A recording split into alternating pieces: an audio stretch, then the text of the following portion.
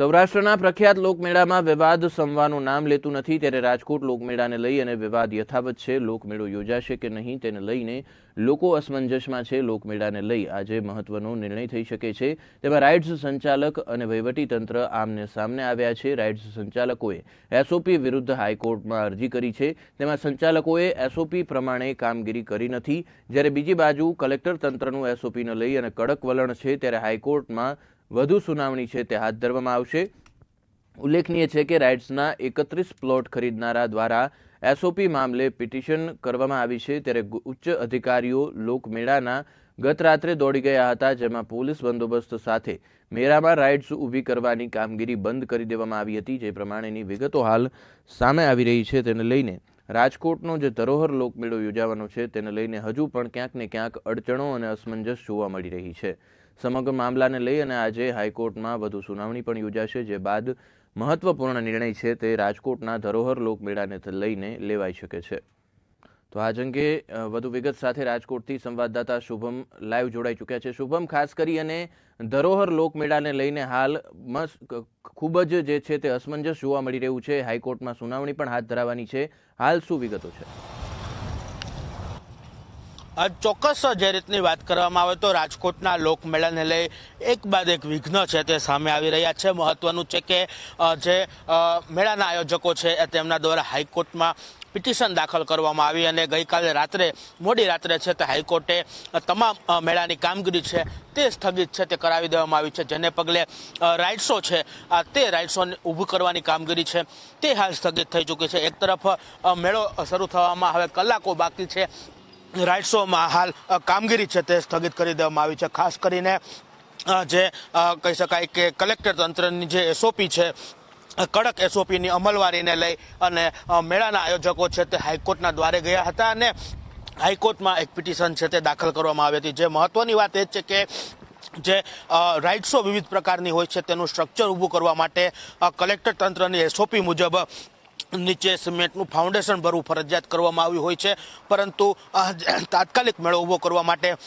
મેળાના આયોજકો દ્વારા છે તે કહી શકાય કે સિમેન્ટનું ફાઉન્ડેશન ભરવાને બદલે લાકડાના ટેકા મૂકી અને આખું સ્ટ્રક્ચર ઊભું કરવામાં આવ્યું છે, જેને કારણે વિવાદ સર્જાયો હતો અને હવે જે આયોજકો છે તેમણે સોઇલ ટેસ્ટ સાથે છે તે હાઈકોર્ટની અંદર પિટિશન દાખલ કરી છે। જે રીતના રેસકોર્સ ગ્રાઉન્ડની જે સોઇલ ટેસ્ટ આવ્યો છે તે જગ્યા પથરાળ જગ્યા હોવાને કારણે જે કહી શકાય કે ક્યાંક ને ક્યાંક આયોજકોનું એવું કહેવું છે કે હાલ સ્ટ્રક્ચર ઊભું કરવા માટે કોઈ પણ પ્રકારના ઠોસ જે સિમેન્ટના જે કહી શકાય કે બાંધકામની જરૂર નથી, ફક્ત મજબૂત રીતના લાકડાના પટ્ટા મૂકી અને આ આખો સ્ટ્રક્ચર ઊભો કરી શકાય છે। જોકે અત્યાર સુધીની જો વાત કરવામાં આવે તો રાજકોટના ઇતિહાસનો જે લોકમેળો યોજાઈ રહ્યો છે, આ લોકમેળો છે તે દર વર્ષે યોજાતો હોય છે ને દર વર્ષે આ જ પ્રકારનું આયોજન છે તે થતું હોય છે, પરંતુ આ વખતે ક્યાંક ને ક્યાંક ટીઆરપી ગેમ ઝોન અગ્નિકાંડની ઘટના બની અને ઘટના બાદ કલેક્ટર તંત્ર સફાળું જાગ્યું હતું અને આ વખતના લોકમેળાને લઈ અને ક્યાંક ને ક્યાંક કડક એસઓપી છે તે અમલમાં મૂકવામાં આવી છે। એસઓપીના આ વિવાદને લઈ હાલ તમામ કામગીરી છે તે રાજકોટના લોકમેળાની તે અટકી ગઈ હોય તે પ્રકારની સ્થિતિ છે તે જોવા મળી રહી છે। મહત્વની વાત એ છે કે જે રીતના કલેક્ટર તંત્ર છે તે પહેલા દિવસથી જ એસઓપીને લઈ એક કડક વલણ ધરાવતા હતા, ત્યારે આ એસઓપીને લઈ અને જે ખાનગી મેળા સંચાલકો છે તે પોતાનો આ ખાનગી મેળા સંચાલકો છે તે 3 વખત જે છે તે મેળાની હરાજીથી પણ દૂર રહ્યા હતા, જેને કારણે વિખવાદ સર્જાયો હતો ને અંતે 4થી વખત હરાજી થતા આ મેળાની પ્લોટ છે તે હાલ વેચાઈ ચૂક્યા છે। પરંતુ મહત્વની વાત એ છે કે જે રીતના હાઈકોર્ટ દ્વારા સ્ટે આપવામાં આવ્યો છે, આ સ્ટે આપતા જ ગઈકાલે જે છે તે મોડી રાત્રે છે તે પોલીસ તંત્ર અને કલેક્ટર તંત્રના અધિકારીઓને મોટા પ્રમાણમાં અહીં પહોંચ્યા હતા અને તમામ કામગીરી છે તે અટકાવી દીધી હતી। હવે